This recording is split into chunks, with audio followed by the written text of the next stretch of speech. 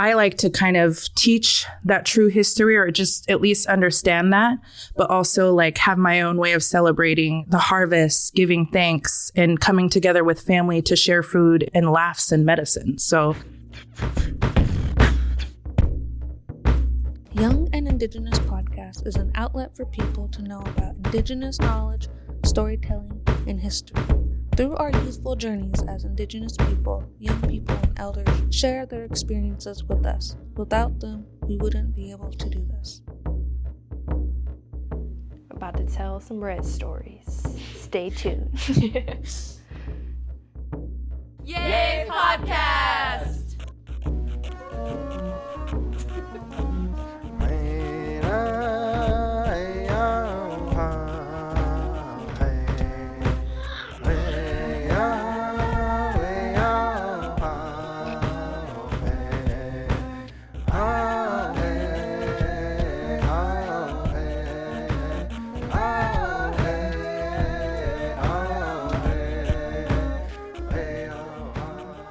Naguitu. Hi everybody, welcome back to another episode of Young and Indigenous. I'm Waikihia and I'm joined by Noelani Auguston, Nooksack and Shwai of the Stalo Nation, and a screenwriter here at Children of the Setting Sun Productions. And today we're going to be talking about Thanksgiving. What is Thanksgiving to you? Oh, it's Thanksgiving. There's a lot to like unpack with Thanksgiving. I think like growing up, it was always like we were taught the stories of like, oh, you know, the English came to Plymouth Rock, met the natives, the Wampanoags, and friendship, joy, and gathering and food happened. And, you know, thus our society. And but then there's the part where you get the Indigenous lens and the Indigenous perspective of that time in history. And it was a really like harsh time for the Wampanoag people who received these English settlers at Plymouth Rock. And for them, it's a memory, and for all Indigenous peoples that know, you know, the true occurrences and historical facts of the time, it's a day of like remembering some pretty like traumatizing history, and you know, the Wampanoag, they embraced the English. It started with you know, these English landed at Plymouth Rock. They were starving.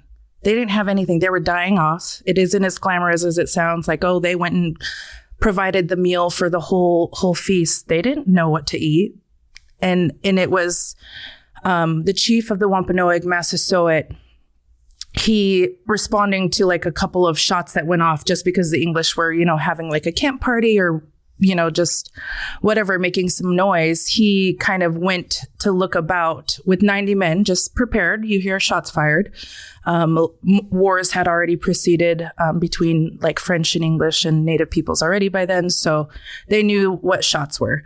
And so he goes to check it out, sees that, you know, they don't have anything to eat and they're partying. So he leaves with his troop and comes back and provides deer, crop, turkey, to these starving settlers. And so they lived a while just kind of, with the kind of conflict, a lot of the Wampanoag graves were robbed, by those English settlers at Plymouth. Massasoit's own mother's grave was robbed because they were looking for things. They were hungry. They were cold, looking for riches. And so they were crop stealing. And so the Massasoit saw that, and just like to kind of negate any conflict, these two groups of people were like, all right, we actually have to kind of interact and figure out how to do this. So there were a series of like negotiations and meetings between the Wampanoag and the English, but it wasn't necessarily friendly, and it wasn't like a social hour and like all food and fun and giving thanks. It was just trying to negotiate how they're going to live together. But it's interesting because we are told this, you know, kind of this really short narrative of friendship and Thanksgiving, and but that's the Wampanoag's history. And just a generation later, after that first contact with the generation of Massasoit, his son Metacomb, who was the next chief of the Wampanoag, is like the generation later. It was like such turmoil, such conflict. It led into the, I think, the King Philip's War. But yeah, so just a generation later, by 1637, there was a huge massacre at Mystic Fort on the Pequot Wampanoags, and that was by the English. And then by 1965, Metacomb's Massasoit's son led kind of a rebellion against the English for all the hardship and kind of trauma they had endured that generation, that first generation of contact. And that became known as the King Philip's War. So like we can, the kind of broad American conceptualization is this happy Thanksgiving time of gratitude and sharing. But I mean, we at least have to recognize what happened, the historical factual occurrences that happened, rather than kind of perpetuating a fallacy. And so I think that's kind of where Thanksgiving is at for me. I do like to kind of go into, because Native people, we've always given gratitude. We have our ceremonies that give gratitude to certain types of things, right? During the season or the 13 Moons calendar, there's always like an act of giving praise and thanks to the resources that provide for us, to our people, to our leadership. And so and we see that in our giveaways, in our gatherings and coming together, right? We give and we share and we provide food. And so Thanksgiving for me has always been I'm not one to radically be I'm not going to celebrate this day. I use it as a time to celebrate what we do, our generosity, our food, traditional foods too, and American foods, because we are American. You can't separate these two worlds as easily as people say we can. And so I like to kind of teach that true history, or just at least understand that, but also have my own way of celebrating the harvest, giving thanks, and coming together with family to share food and to and laughs and medicine. So that's what Thanksgiving means to me.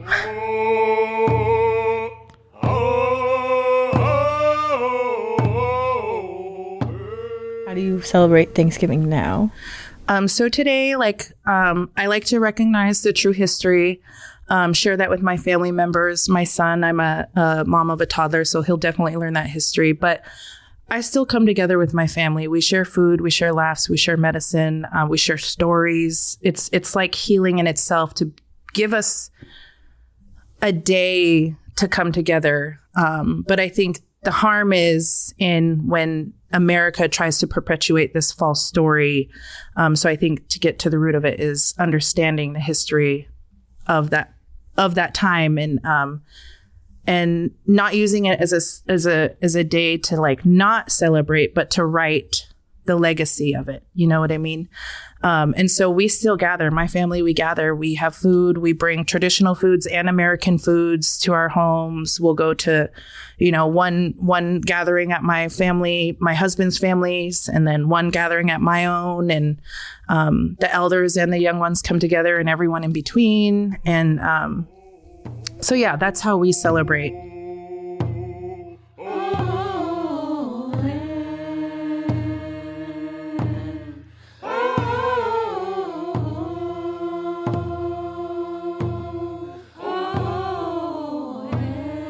What's your favorite Thanksgiving food?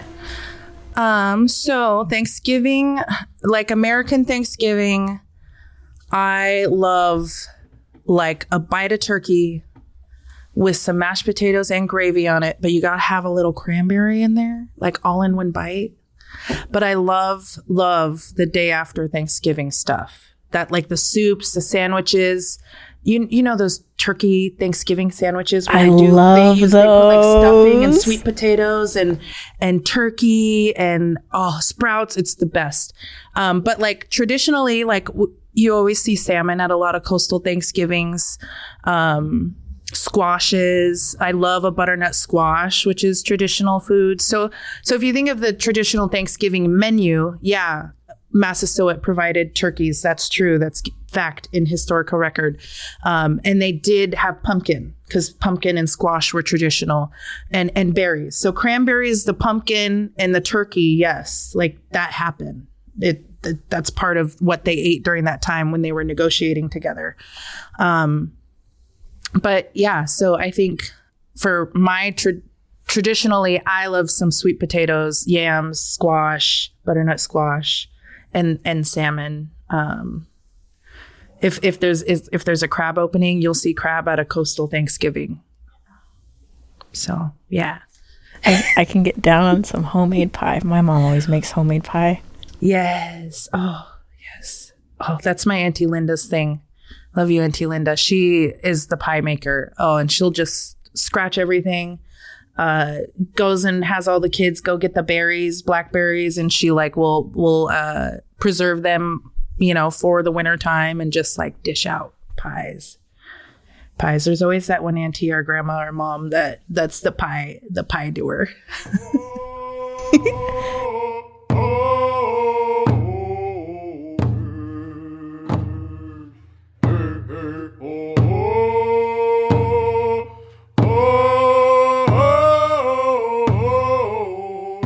What can we do today to make Thanksgiving our own? Yeah. So when I was a student at the University of Washington, our Native student group, the First Nations at UW, we had this thing called Taking Back the Dinner. And that's what we titled it. And it was like an actual event that we hosted every year and invited people to, other student constituents, faculty, staff. And it was like a dinner, but also like a lesson. And so that's like one of the ways to make it our own. And like I said, like celebrating our own cultural foods, bringing those to the table. But I think there's a way, some people are celebrating like the Ravens feast, a Ravens dinner, or kind of like decolonizing it to be their own. Because with decolonization, so much has happened. Like just the assimilation and genocide process, we're never going to get back to pre-contact. You can't. This place is a concrete jungle. And like, we have to find decolonization is coming to the best of the in-between, decolonizing those harmful value systems or whatever it is, decolonizing those and coming to the best of, I think, both systems.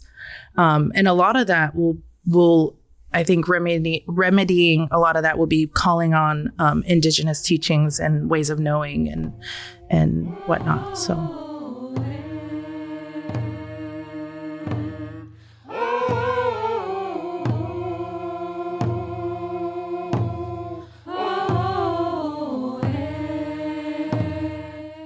Yeah, the whole white savior kind of stereotype is in that too, because it's like the whole narrative kind of drives that the white people brought food and brought civilization and a society to the natives, and that's we didn't need to be saved. So it's definitely another story of that. Yeah, exactly. They were literally starving and dying off and stealing from graves and robbing corn crops.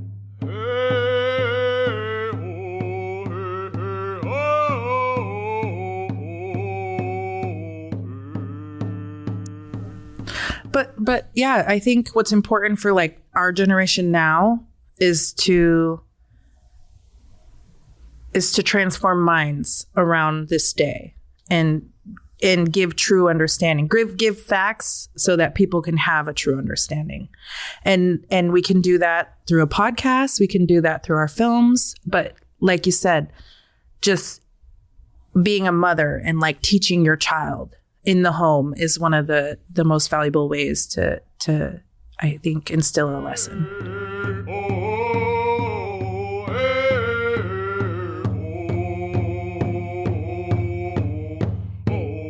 And now we're speaking to Quincy.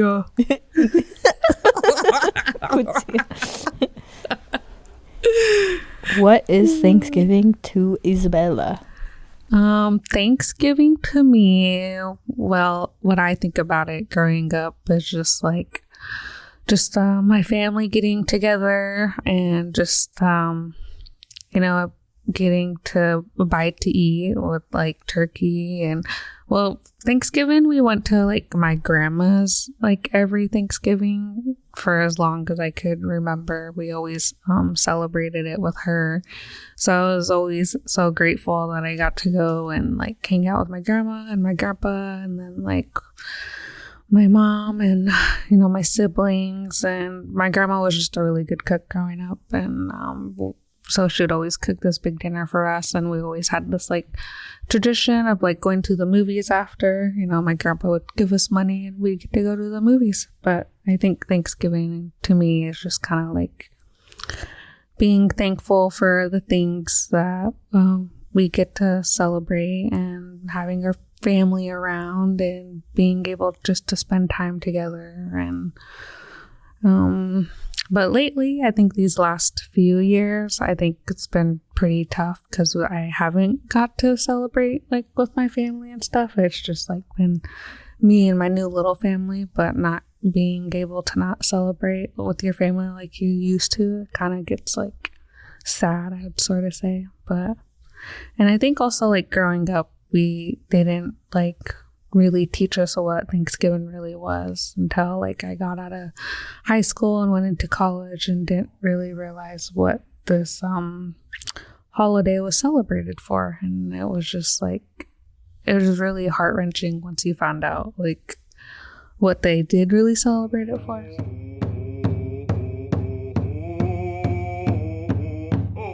How do you celebrate Thanksgiving now that you have your own family? We celebrate it with Keith's side of the family, my partner.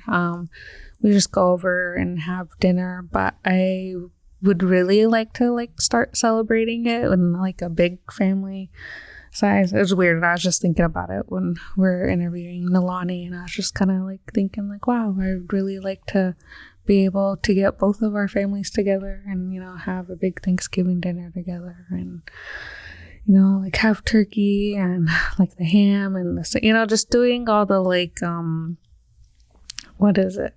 Not the celebrating, but the like, just having all those like main plates that you think of when you're eating dinner on Thanksgiving.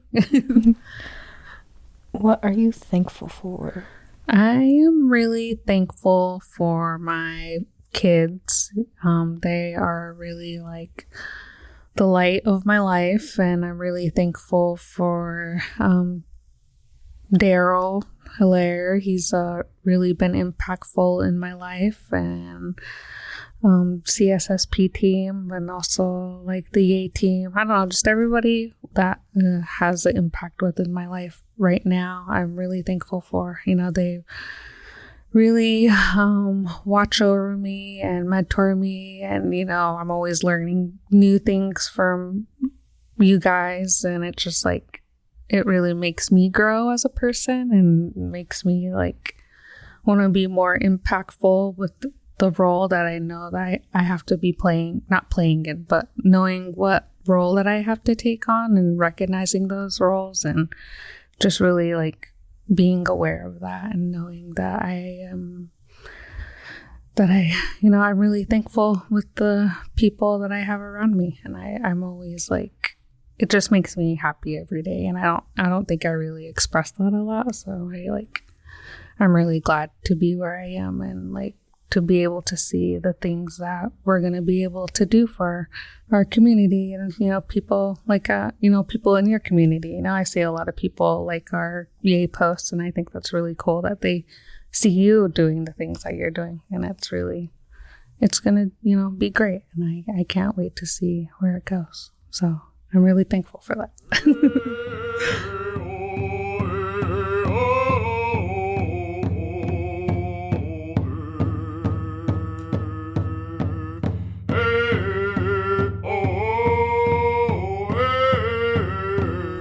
What's your favorite Thanksgiving food? My favorite Thanksgiving food is stuffing. Like, it has to be good stuffing too. Like, nobody cannot, I really hate stuffing that has celery in it, but stuffing without celery in it is bomb. I think that's like at the bottom of my Thanksgiving food list is stuffing.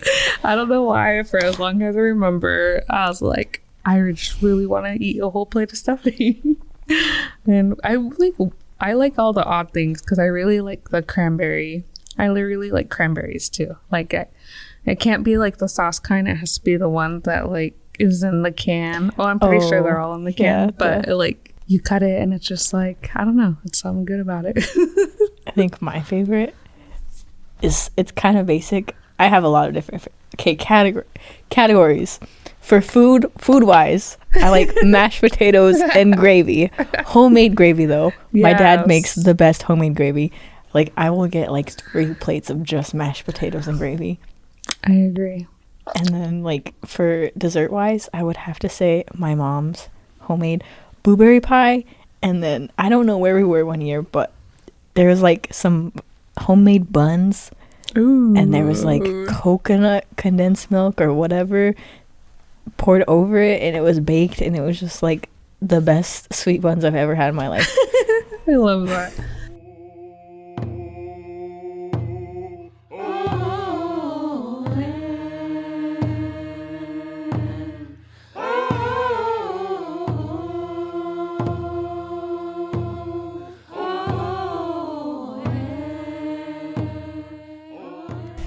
I think I'm most thankful for is when I get to go home and have Thanksgiving with my family. Well, time out. Rewind. Just kidding. My mom doesn't really like celebrate Thanksgiving. She kind of just celebrates family. So like we'll have dinner and stuff and then celebrate each other.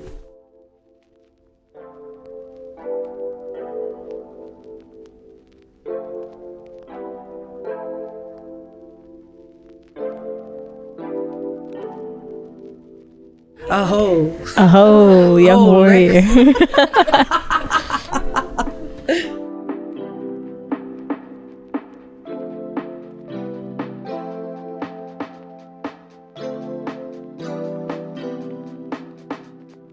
Music by Keith Jefferson, Mark Nichols, and Roy Alexander.